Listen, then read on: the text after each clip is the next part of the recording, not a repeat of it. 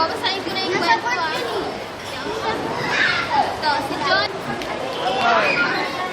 Tatagpuan ang Bible lesson natin ngayon sa Mateo 28, 16 to 8 verse 19. Sinugo ni Jesus ang kanyang mga alagad.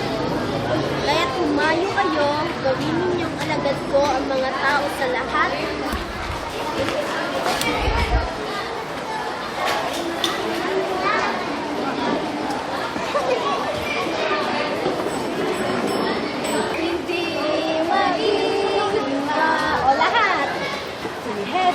Sandigan, hindi may...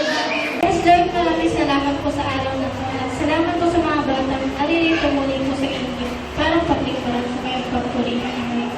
Lord, salamat po dahil ginabayan niyo po sila sa pagpunta po dito. Kahit po ay umulan po ngayon, Lord.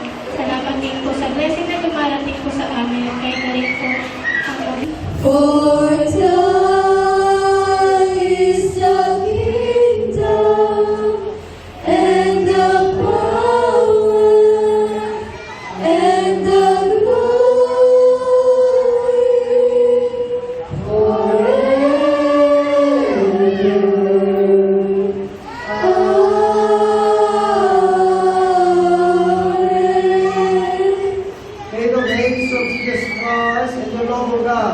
fellowship of the Holy Spirit be with you ever and ever.